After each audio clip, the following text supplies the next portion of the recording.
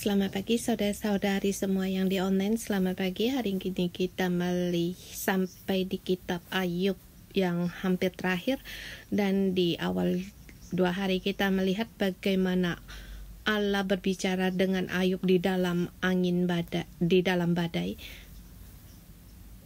dan mengatakan berbagai ciptaannya, binatang yang di daratan dan burung-burung di udara. Dan kita bisa menggunakan sedikit renungan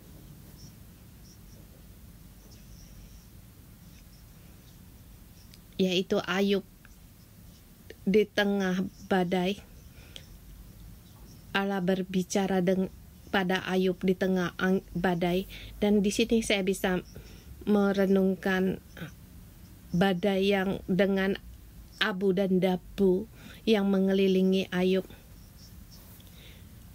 Badai abu dan debu seperti gambar LD yang Allah mengatakan tentang binatang dan sifat-sifatnya hidup di hadapan Ayub. Seperti kamu pergi di Disneyland, satu monitor dengan 360 derajat. Monitor itu sama, dan di sini mengatakan bukan hal yang sangat rumit, hanya saja yang belum pernah kita lihat. Tidak secara teliti kita melihat yang Allah katakan tentang binatang dan burung-burung hanya sebagai wakil, dan lebih banyak lagi yang tidak secara teliti kita perhatikan. Ya, ini adalah di zaman purbakala, geografi di zaman purbakala. Dan sekarang dibandingkan dengan zaman dahulu, kita lebih banyak lagi untuk mengetahui. Di waktu saya kecil pun tidak pernah terbayangkan untuk melihat ikan paus. Waktu sekolah hanya merasa itu hanya sebagai ada hubungannya ilmu pengetahuan. Belum pernah terpikir, apalagi setelah ada kompas melihat arah perjalanan dari ikan paus. Dan waktu melihat ikan paus, bagaimana dia mengejar menangkap mangsanya, dan kita kembali ke dalam ayat kita, kitab Ayub. Dan di sini Allah berkata kepada Ayub tentang binatang yang sangat nyata dan juga bukan yang dapat kita kendalikan. Keledai liar,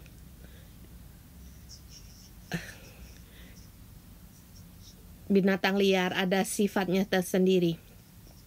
Manusia bukan hidup untuk dunia, tapi pada saat kita menghadapi penderitaan, maka manusia akan menjadi egois.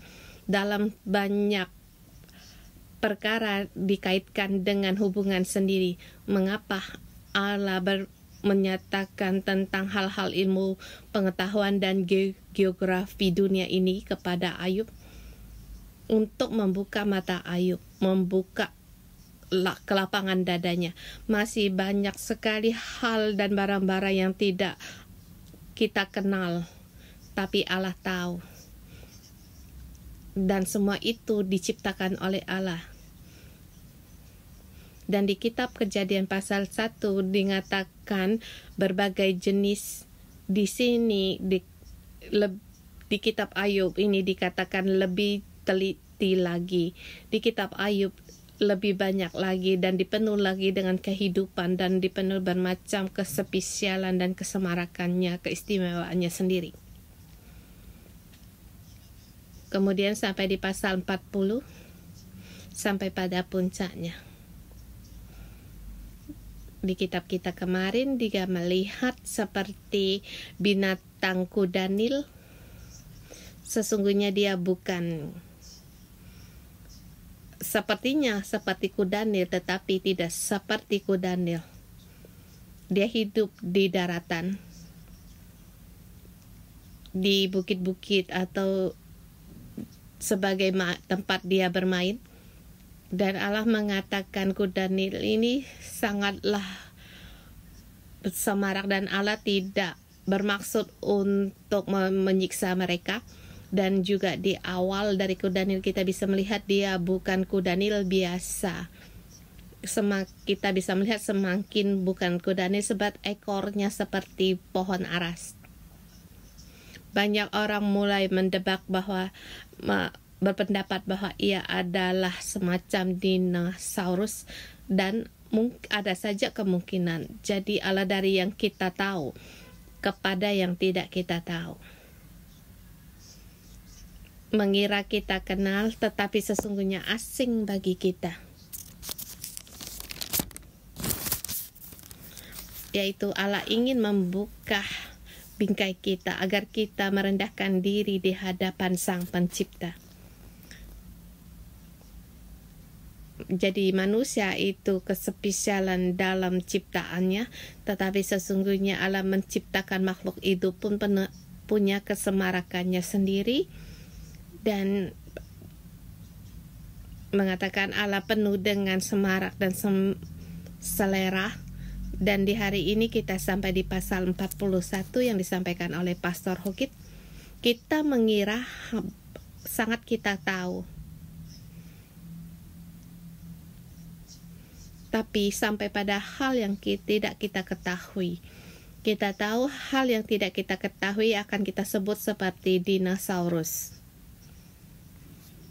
Yang mengatakan puluhan ribu yang kemarin binatang-binatang di purbakala, sekarang Allah berhadapan berbicara dengan Ayub dan binatang-binatang itu satu persatu muncul di hadapan Ayub dan bukan dikatakan di zaman purba atau hidup di zaman manusia purba. Hanya saja yang tidak kita ketahui seperti di ilmuwan masih tetap menemukan jenis yang baru yang dulu tidak kita ketahui. Dan hari ini dengan tema setan tidak dapat melarikan diri.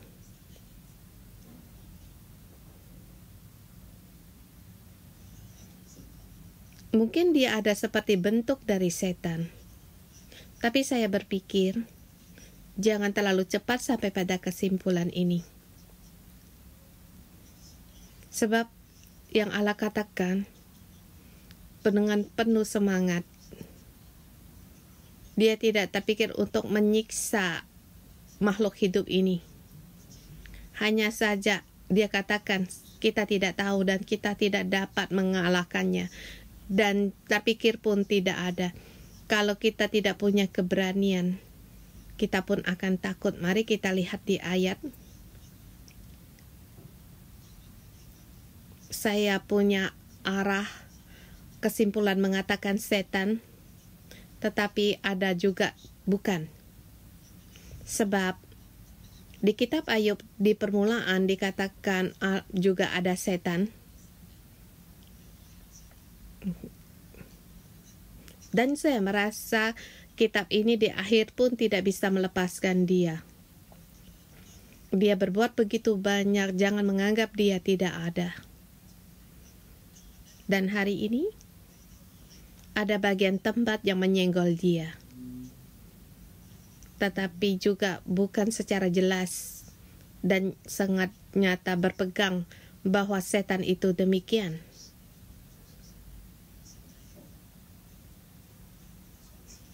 Allah sangat ingin agar kita mengatakan yang kita tahu, mengatakan hal yang tidak kita ketahui, sebab Allah kita Allah yang demikian. Kita mengira kita sangat kenal akan dia, kita mengira kita sahabat karibnya, tetapi sesungguhnya itu juga benar. Tetapi dia juga banyak yang tidak kita tahu akan dia. Dia mengatasi segala pengetahuan manusia. Dengan tema hari ini, lewatan di bawah kuasa Tuhan Pencipta. Di kitab Cina, Alkitab menyatakan dia menjemahkan dia seperti buaya, tetapi teks asli mengatakan dia lewiatan. Dia ada kemungkinan buaya atau di luar buaya yang tidak pernah kita pikirkan dan tidak pernah kita melihat dan binatang ini. Di sini menggunakan 31 untuk menerangkan tentang dia. Di awal dikatakan siapa yang dapat menangkap buaya, menarik buaya dengan kailnya atau menghipit lidahnya dengan tali, jangan pikirkan itu. Manusia tidak dapat punya kuasa untuk mengendalikan dia. Di ayat 41 di ayat 1 mau juga merespon pasal 40 di ayat ke-10.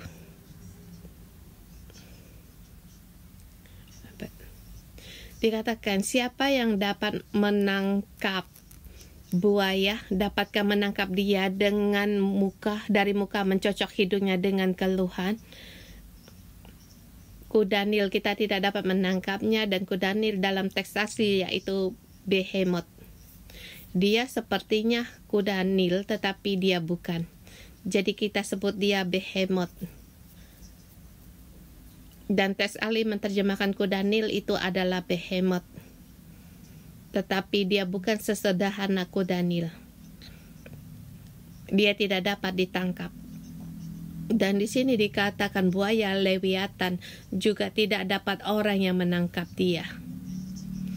Di ayat kedua dikatakan, dapatkah engkau mengenakan tali rotan pada hidungnya, mencocok rahangnya dengan kaitan? Di terjemahan Lai di ayat 40 ayat 20 sampai 21 ya. Kita melihat di sini Allah menggunakan pertanyaan seperti senjata otomatis berentetan, bertanya kepada Ayub, siapa yang tahu, siapa yang dapat, dengan senafas. Itu permulaan. Dan terus menggunakan pertanyaan untuk bertanya, apakah ia akan mengajukan permohonan atau berbicara dengan lembah lembut kepadamu, mengikat perjanjian dengan engkau, atau mengambil dia sebagai hamba untuk selama-lamanya? Dapatkah engkau bermain dengan dia seperti dengan burung dan mengikat dia untuk anak-anak perempuanmu sebagai binatang peliharaan? Dan kawanan nelayan dapatkah memperdagangkan dia dan membagi-bagikan dia di antara pedagang-pedagang? Semua itu jangan engkau pikirkan. Dan di sini dikatakan Lewiatan, dia tidak dapat ditundukkan dan tidak dapat dikendali. Dia bertanya kepada Ayub. Bukan berarti Allah tidak sanggup. Kuasanya dan kekuatan ciptaannya mengatasi semua yang diciptakan. Hanya kita tidak dapat melakukan. Kalau itu adalah buaya. Di catatan sejarah Mesir, di zaman dinasti setiap Firaun yang naik tahta, mereka akan menangkap seekor buaya. Dia mengalahkan buaya, itu menandakan kekuatan dan kekuasaannya, keperkasaannya. Sesungguhnya sebagian orang tidak akan berbuat demikian. Tetapi Allah memberi kita pengetahuan bahwa Lewiatan tidak dapat dikendalikan. Ayat 7 dan ke-8 dikatakan, kulitnya tidak dapat ditusuki dengan serapang dan kepalanya dengan tempuling. Ada orang menerjemahkan dia seperti ikan paus, tetapi kita melihat manusia menangkap ikan paus, banyak kail atau tombak senjata yang diarahkan kepalanya. Tetapi buaya berbeda. Tidak ada orang yang dapat menusuk kulitnya dengan kail.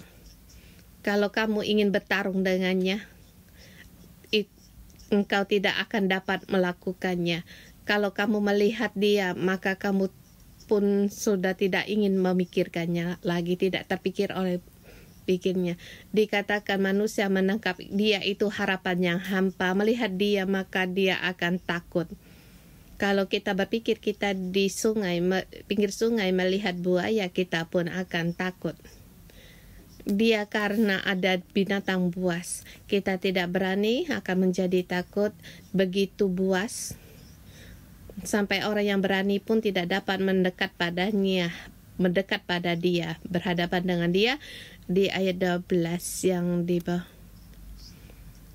di ayat ke-10 yang di bawah, siapa yang dapat bertahan di hadapan aku? Kalau kita tidak berani bertahan di hadapan buaya, apalagi dapatkah manusia membanggakan diri di hadapan Allah? Atau kita mengundang Allah di depan hakim untuk membela perkara kita, seperti kita membela dengan saling berbela perkara. Allah berfirman, Allah yang aku ciptakan, manusia pun tidak dapat berhadapan. Siapa yang dapat bertahan di hadapan aku?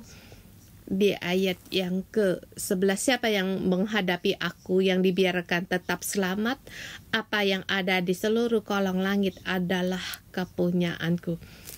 Behemoth juga kepunyaanku, Lewiatan juga kepunyaanku. Yang ditakuti manusia, binatang buas juga kepunyaanku.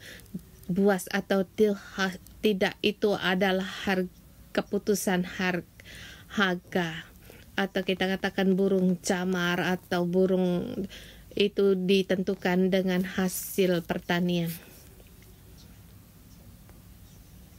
Kalau kita lihat di Australia, burung beo yang begitu cantik, indah, tetapi kalau dia terbang di atas perkebunan gandum, maka habislah kebun gandum itu.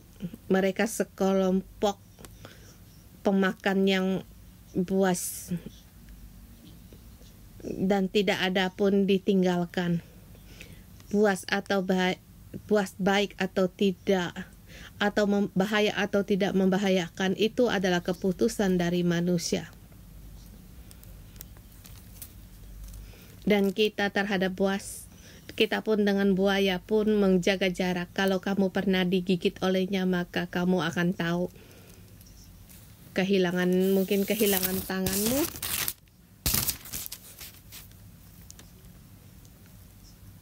yang membuat orang takut makhluk yang diciptakan. Kalau kita bertanya mengapa Allah menciptakan semuanya itu, seperti Allah menciptakan keledai liar atau kuda liar, hanya saja tidak membuat orang takut. Allah menciptakan manusia punya tujuan yang berbeda-beda dan punya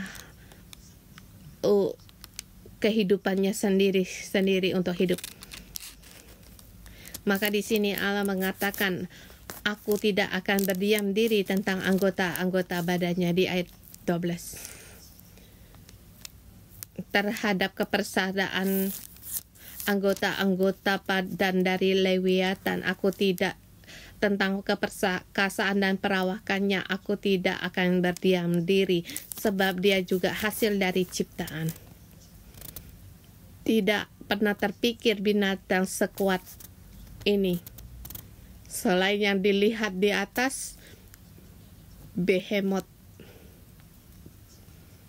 dikatakan tubuhnya seperti baja besi, batang besi, dan juga Lewiatan juga hampir sama. Di ayat 13 dikatakan tidak dapat orang menyingkap pakaian luarnya, yaitu tidak dapat orang yang mengulitinya. Tidak ada orang yang dapat menepus tulangnya. Siapa yang dapat membuka rahangnya? Semua itu adalah pertanyaan. Giginya sangat mengerikan. Di sekeliling giginya ada kengerian. Juga di ayat 15-16 dikatakan perisai-perisai yang di punggungnya yang bersusun, yang terlekat rapat seperti materai. Ini adalah hasil ciptaan Allah. Dan perisai itu tersusun rapat satu dengan yang lain sampai angin pun tidak dapat masuk. Yang saling melekat satu dengan yang lain, bertautan, tidak terceraikan. Bagi kita sendiri, ini dikatakan tentang Lewiatan, pada saat binatang ini dibalikkan, dia tidak tidur seperti kita. Jiwa kita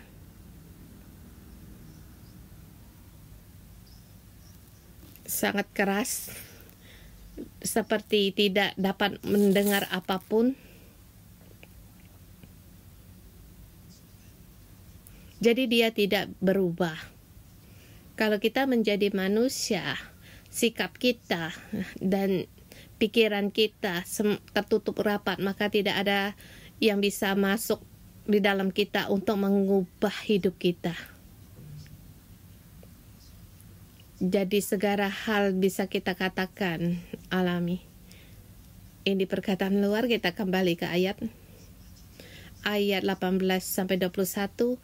Ini dikatakan Lewiatan, ini bukan sesederhana buaya. Dia bersin, bisa menyinarkan cahaya. Matanya laksana markahnya fajar. Ini hampir kebersamaan buaya dengan kuda Nil waktu mereka berendam di air, matanya di atas permukaan air. Dengan matanya melihat kamu, maka kamu akan melihat sinar matanya. Tetapi mengapa dia bersin bisa menimbulkan sinar cahaya, lagi pula mulutnya bisa mengeluarkan sulu dan pancaran bunga api?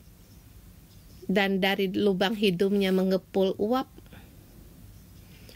yang bisa mendidikkan belanga dan menggelegak isinya. Nafasnya menyalahkan bara, nyala api keluar dari dalam mulutnya, yaitu nafasnya, lubang hidungnya dan mulutnya akan mengeluarkan nyala api, akan membakar, menyalakan bara. Adakah kita melihat buaya yang demikian? Di depan dikatakan ada kemungkinan Lewiatan ini adalah buaya. Tetapi sampai di ayat 18 sampai 21 itu bukan buaya. Dan juga nafasnya bisa menyalakan bara.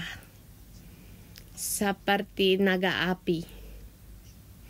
Dan cerita tentang naga api ini sepertinya ada di seluruh suku di utara Australia, di Afrika, di Cina. Ada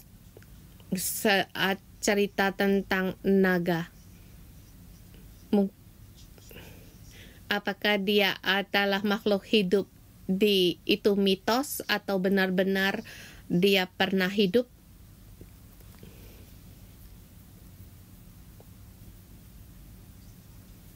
Dan bagaimana dia bisa menyalakan api? Yang paling saya rasakan, yang paling menakutkan bukan naga api yang bisa membakar di sekeliling.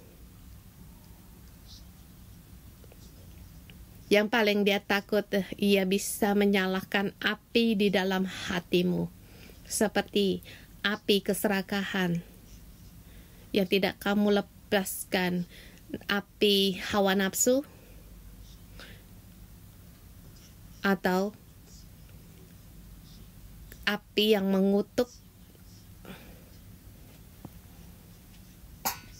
manusia yang tidak bisa mengendalikan mulutnya, api yang kecurigaan, semakin dipikir semakin benar. Kamu dinyalakan api iri hati, kamu lihat kamu maka marah pun api, mata pun berapi-api. Manusia pun bisa, matanya pun bisa berapi-api. Dan juga lagi api yang suhunya rendah, api yang dingin, yaitu api acuh tak acuh. Asal kita manusia, kita pun akan mengalami semuanya ini. Yang sering kita katakan api yang dinyalakan dari api neraka, yang bisa membinasakan orang lain dan juga membinasakan diri sendiri. Dia dinyalakan dari api yang kecil, dan juga dia bisa membakar seluruh dataran yang luas. Jadi kita dari makhluk hidup yang nyata mengatakan naga api yang menakutkan.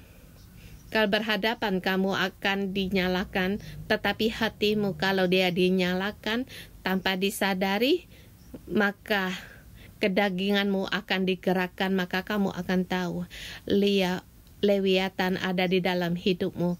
Dia di sana lagi menyalakan api agar kita tidak bisa mengalahkan ini.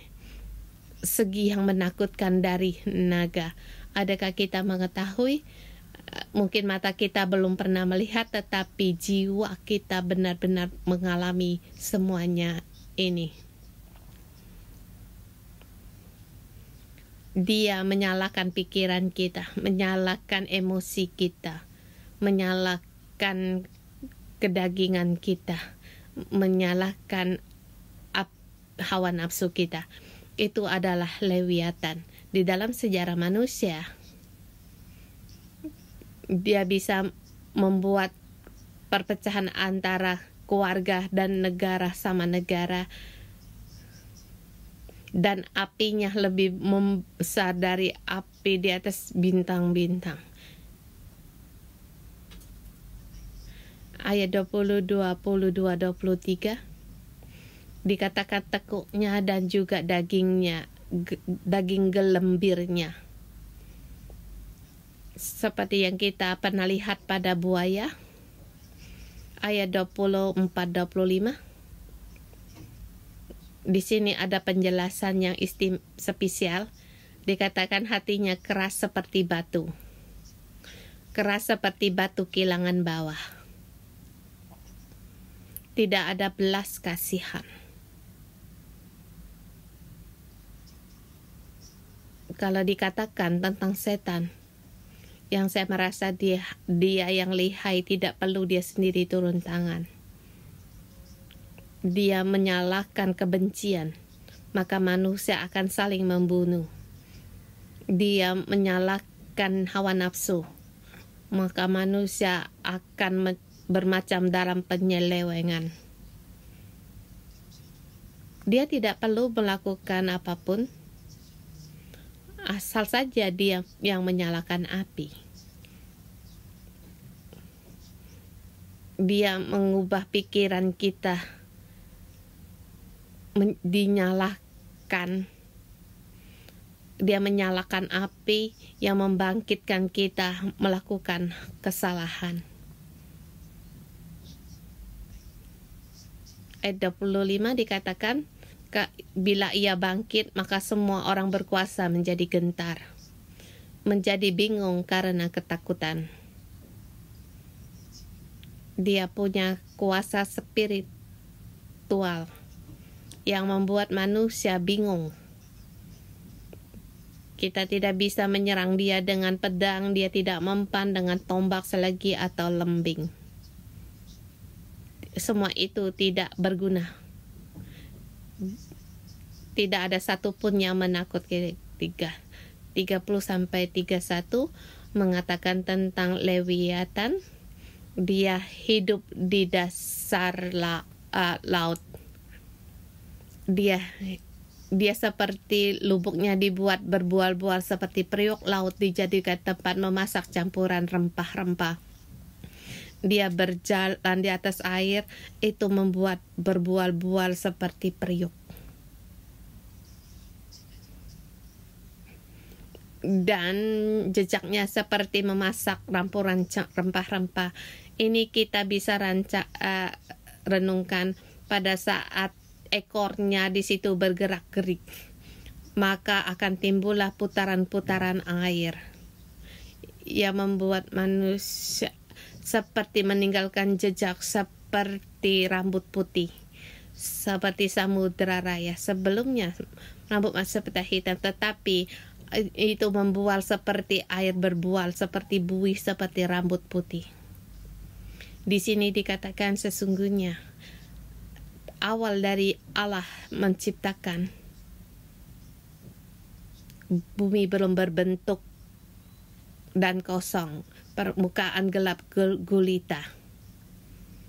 Seluruh bumi ditutupi oleh samudera raya, yaitu kematian, kacau balau. Ali kita di dalam kekacauan, mendirikan, menegakkan. Dan di sini menyatakan Allah menciptakan, Dia di atas laut membuat batas. Kekuatannya kacau, kekuatan dari air bah tidak bisa mencelakai kita.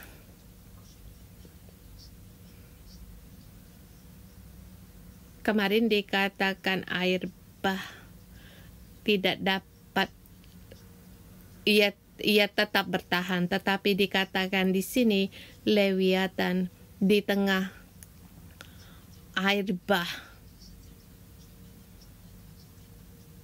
Dialah yang di tengah-tengahnya yang membual-bual, seperti tempat memasak campuran rempah-rempah yang menimbulkan jejak air di bumi.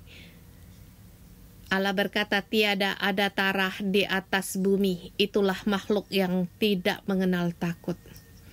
2 hari kemarin dikatakan kuda perang pun adalah pemberani. Tapi Allah memberi dia keberanian makhluk hidup. Kepada satu makhluk hidup Allah memberi dia keberanian. Dan Allah menciptakan burung unta tetapi tidak memberi akal. Allah menciptakan segala sesuatu sangatlah semarak dan punya tujuannya sendiri dan being. Bagi kita pun layak untuk kita hargai. Dan juga lebih lagi kita menghargai Allah yang menciptakanlah makhluk hidup. Yang Ia ciptakan Lewiatan, tidak ada yang ditakuti. Ayat 31, bahkan Dia mengatakan segala yang tinggi, Dia dengan kesombongannya berkuasa di atas laut sebagai raja. Dia berkuasa di atas kematian. Di terjemahan lain dikatakan, yaitu segala binatang, atau yaitu anak-anak kesombongan menjadi raja. Kalau kamu sombong, maka kamu adalah sukunya, kaumnya. Manusia, adakah yang tidak sombong? Tidak percaya diri juga adalah kesombongan. Di sini dikatakan adalah pengetahuan manusia, atau kita bisa menjadi miskin. Kita miskin pun bisa punya kekuatan. Di sini dikatakan Lewiatan adalah anak dari raja kesombongan atau tinggi hati. Aku merasa tinggi hati, tinggi yang benar. Maka Lewiatan mengatakan mereka, dia adalah sebagai rajanya. Jadi dia bukan tidak ada hubungan dengan kita. Dan juga di tengah di ayat 18 sampai dengan 21. Dikatakan mulutnya mengeluarkan api sampai nafasnya juga menyalakan bara. Itu ada hubungan dengan kita. Dia akan menggerakkan hidup kita, membawa kita dalam pada kebinasaan. Dan di bawah dikatakan agar kita jangan mengikat perjanjian dengan dia, sebab itu adalah perjanjian kematian. Kamu kira bisa mengendalikan dia, tetapi dia bisa mengambil nyawamu. Ada orang yang mengatakan, mengapa dari pabrik komputer begitu berkembang? Mungkin dia mengatakan mengikat perjanjian dengan setan, perjanjian hidup dan mati. Jangan anggap dia satu permainan. Jangan anggap dia sebagai buaya. Kalau kamu harus terhadap dia dipenuhi dengan rasa takut. Tetapi Lewiatan, apakah sungguh dia setan? Masih banyak yang bisa kita pikirkan. Dan Lewiatan ini diciptakan oleh Allah. Dia punya tujuan dan punya sifat hidupnya yang membuat manusia takut. Bersama kita dengan Ayub menghadapi penderitaan, kacau balau, tidak adil. Dan Allah berkata kepada Ayub, akhirnya mari kita bersama lihat Lewiatan. Dia adalah kekacauan, kacau balau. Dia adalah kematian. Dia adalah ketidakadilan. Tidak ada orang yang dapat melawan dia.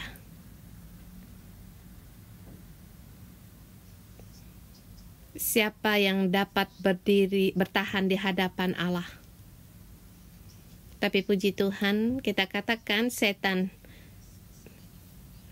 kamu tidak dapat melarikan diri sebab kamu di hadapan, di bawah Allah yang Maha Tahu, di bawah Allah yang Maha Kuasa. Kitab Ayub dimulai. Allah bersama dengan anak-anaknya di langit dan berkatanya kepada setan, di mana kamu datang? Tentu Allah tahu. Tetapi ingin dia menjawab sendiri. Dia harus menjawab. Kita setiap orang pun terhadap Allah kita pun harus memberi jawaban. Kita harus mempertanggungjawabkan. Baik kita mengira kita seberapa banyak kebebasan kita, tapi kita di hadapan Sang Pencipta, kita harus mempertanggungkan kehidupan kita. Sebab Dia melihat kita dengan jelas. Bahkan kita sendiri pun tidak tahu, tetapi Allah berkata, aku pun melihat. Di semua itu juga di bawah kekuasaanku. Kiranya kita merendahkan diri di hadapan Tuhan, kita memuji Tuhan Allah kita. Haleluya.